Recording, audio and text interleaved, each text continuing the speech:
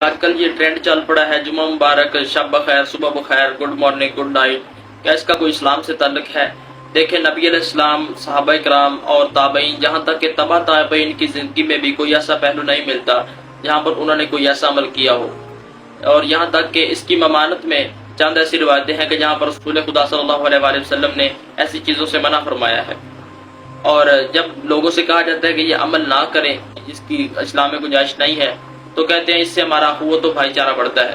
دیکھیں آپ کا وقتی طور پر تو اخوت و بھائی چارہ بڑھ جائے گا، مگر چند عرصے کے بعد آپ کی آنے والی نسلیں اس چیز کو فرض سمجھ لیں گی۔ اب بھی اپنے معاشرے میں غور کر سکتے ہیں کہ جو عمل ہمارے بڑوں نے مستحب سمجھ کر کیا تھا، اب وہ فرض کا درجہ لے چکا ہے، اور جو بندہ آج کے دور میں اس مستحب عمل کو چھوڑتا ہے، اس کو لعن طعن کی جاتی ہے، اس کے پیچھے ہاتھ دھو کر پڑ جاتے ہیں۔ اور میں ان چیزوں کا نام لے کر اپنے اوپر کوئی ایک اور فتویٰ نہیں لگوانا چاہتا۔ لوگ مستحب عمل کرنے کے چکروں میں